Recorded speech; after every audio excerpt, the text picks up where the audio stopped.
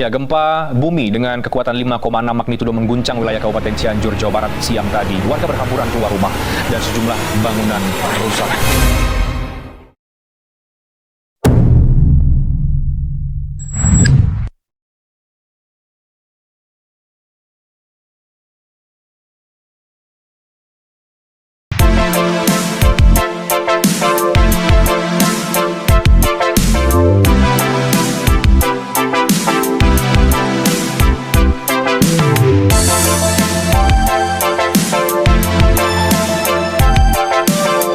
Pada hari Senin, 21 November 2022, di Desa Ciberem, Kecamatan Cugenang, Cianjur, Jawa Barat, warga melakukan kegiatan seperti biasanya, berkumpul, mengerjakan pekerjaan rumah, dan atau aktivitas lainnya. Namun, pada pukul 13.21 menit waktu Indonesia Barat, terjadi gempa berkekuatan 5,6 magnitudo dengan kedalaman 10 km. Pusat gempa di darat 10 km barat daya Kabupaten Cianjur, menyebabkan kerusakan parah pada bangunan, longsor di beberapa titik perbukitan, dan kepanikan massal di tengah warga.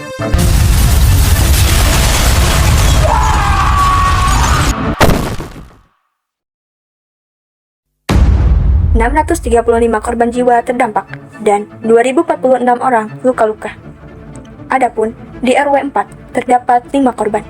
1 meninggal dunia, 2 korban kritis, 1 korban mengalami fraktur, dan 1 korban luka ringan. Salah satu warga menelpon pihak ketua tim tanggap darurat desa, yaitu Apin Apiana.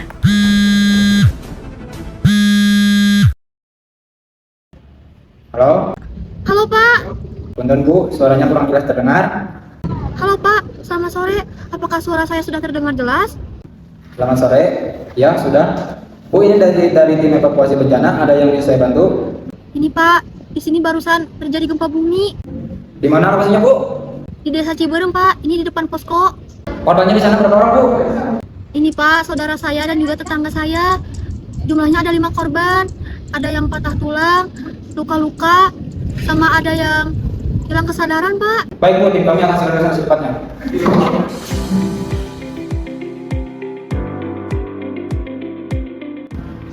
Halo tim. Gempa besar baru saja terjadi di Desa Ciberem RW 4. Semua tim aktifkan protokol tanggap darurat. Rani, siapkan zona triase. Baik Pak. Tika, pastikan logistik tersedia. Baik Pak. Yuli, siapkan laporan awal dan komunikasi ke BPBD. Baik Pak Apin, saya mulai mendokumentasikan dan kirim sitrep ke grup koordinasi. Saya juga siapkan pesan publik. Penny, cek peralatan untuk distribusi cepat. Baik Pak. Para tim langsung bergegas. Yuli segera membuat sitrep. Dika dan Penny mempersiapkan logistik dan mengirim request logistik ke gudang RS atau BPBD. Rani langsung mengkoordinasi kepada tim tentang pembagian triase. Baik Syahda dan Di, kita mulai triase. Zona merah untuk kondisi kritis, zona kuning untuk kondisi luka sedang, dan zona hijau untuk kondisi luka ringan. Sedangkan untuk zona hitam itu untuk kondisi pasien yang sudah meninggal. Pastikan semua tanda zona sudah benar. Baik. Sus, tolong. Kepala saya terluka. Saya takut. Ibu, apakah ada luka lain selain ini? Tidak ada, Sus. Ada yang dirasakan lagi Ibu? Apakah perut Ibu sakit? Tidak ada, Sus. Apakah Ibu mampu untuk berjalan? Mampu, Sus, masih bisa.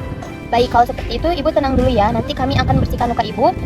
Kami akan memberikan tindakan terlebih dahulu kepada korban yang tidak sadarkan diri dulu ya Bu ya. Ibu tunggu dulu di sini, nanti kami akan kembali lagi. Baik, Sus. Tim logistik membawa peralatan dan tim medis segera menggunakan APD dan melakukan pengkajian primer kepada korban. Bu. Nyampe tidak menunjukkan kehidupan, zona hitam. Tim akan mendokumentasi dan mengkoordinasi pemulasaraan. Namun, sebelum itu, tim akan memberikan tindakan terlebih dahulu kepada korban kritis.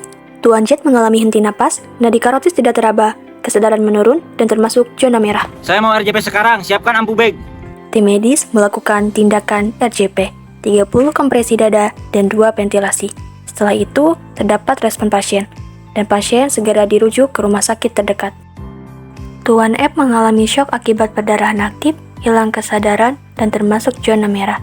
Tim medis segera menghentikan perdarahan, menutup luka dengan balutan, dan memberikan terapi intravena RL 2 jalur. Selanjutnya, Tuan F akan segera dirujuk ke rumah sakit terdekat. Tuan S mengalami fraktur tibia, orientasi baik, kesadaran kompos mentis, dan termasuk zona kuning. Tim medis segera mengimobilisasi. Sebelum dan sesudah dilakukan pembedaian, Tuan S dicek PMS terlebih dahulu. Pak, coba gerakan jari-jari kakinya. Aman ya? Nyonya D mengalami luka ringan di dahi.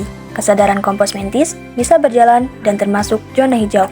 Tim medis membersihkan luka Nyonya D, lalu menutup luka dengan balutan.